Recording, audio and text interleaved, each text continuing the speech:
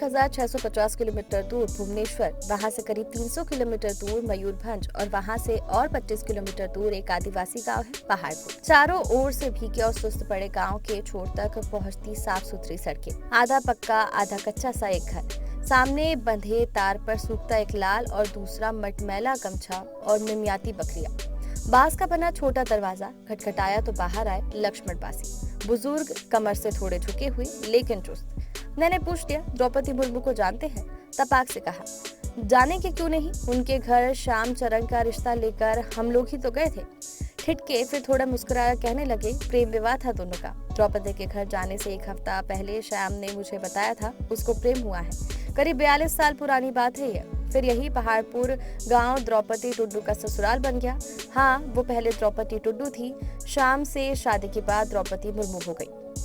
अब चलिए कहानी में उतरते हैं। तब द्रौपदी मुर्मू भुवनेश्वर से ग्रेजुएशन कर रही थी। पढ़ाई में अव्वल तो थी ही, ना होती तो 7वीं की पढ़ाई के बाद भला भुवनेश्वर कैसे पहुंचती। उस समय अपने गांव ऊपरवाड़ा से भुवनेश्वर जाकर पढ़ने वाली वे इकलौती लड़की थी। साल 1969 से 1973 तक आदिवासी आवासीय विद्यालय में पढ़ी और उसके बाद ग्रेजुएशन के लिए भुवनेश्वर के रामा देवी वुमेन्स कॉलेज में उन्होंने दाखिला लिया। उन्हीं दिनों श्याम चरण मुर्मू से उनकी मुलाकात हुई। श्याम चरण भी भुवनेश्वर के कॉलेज से पढ़ाई कर रहे थे। फिर दोनों में प्रेम विवाह हुआ। इसके बाद श्याम द्रौपदी के घर विवाह का प्रस्ताव लेकर पहुंचे। ये बात 1980 की है। द्रौपदी के पिता को मनाने के लिए श्याम 3 दिन तक गांव में डटे रहे। द्रौपदी की भाभी शाक्यमणि कहती हैं, मैं तो उनकी शादी के बाद यहाँ आई, लेकिन बातों ही बातों में मुझे सास ने बताया था कि पिताजी यानी बिरची नारायण टुड्डू को जब पता चला कि वे द्रौपदी से गुस्सा हो गए। वे इस रिश्ते से खुश नहीं थे, लेकिन श्याम भी ठान कर आए थे कि द्रौपदी से संबंध पक्का करके ही जाएंगे। श्याम अपने गांव के रिश्ते के चाचा लक्ष्मण बासी, अपने सगे चाचा और गांव के 2-3 लोगों को लेकर द्रौपदी के गांव पहुंचे थे। उन्होंने अपने रिश्तेदारों के साथ 3-4 दिन के लिए ऊपरवाड़ा गांव में डेरा डाल लिया था। उधर द्रौपदी ने भी मन बना लिया था कि शादी करूंगी तो उन्हीं से।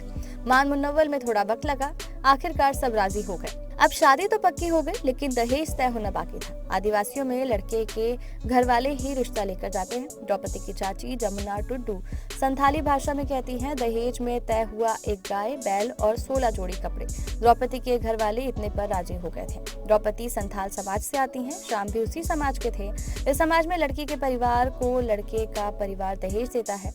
लड़की और लड़के के घर वाले मिलकर तय करते हैं दहेज कितना और क्या रहेगा। उस बातचीत में जितना तय हुआ, श्याम मुर्मू ने बिना समय गंवाए हाँ कर दी और फिर रिश्तेदारों के साथ अपने गांव लौट गए।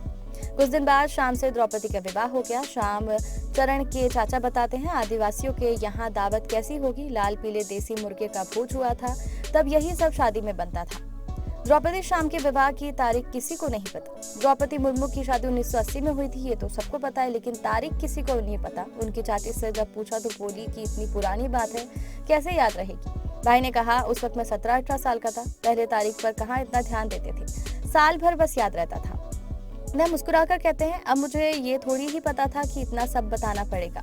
शादी की तारीख की पड़ताल उनके ससुराल पहाड़पुर, मायके ऊपरवाड़ा और फिर रायनपुर तक पर की गई और अब ये किसी को याद नहीं है। जिस घर दुल्हन बनकर आई वहाँ अब आवासीय विद्यालय। पहाड़पुर गांव के बीच एक अच्छा भवन है, SLS यानी श्याम लक्ष्मण शिपुन उच्चतर प्राथमिक विद्यालय। दरअसल 1984 में द्रौपदी की 3 साल की बेटी की मौत हुई। इसके बाद 2010 में उनका पहला बेटा, 2013 में दूसरा बेटा, 2014 में उनके पति की मौत हुई। इसके बाद द्रौपदी ने अगस्त 2016 में अपने घर को स्कूल में तब्दील कर दिया। हर साल द्रौपदी अपने बेटे और पति की डेथ एनिवर्सरी पर यहाँ जरूर आती है। इस स्कूल में पढ़ने वाली एक बच्ची कहती है, हमें गर्व है कि अब वे राष्ट्रपति बनेंगी। जब जीतेंगी तो हम यहाँ पार्टी करेंगे, गाना गाएंगे और नाचेंगे।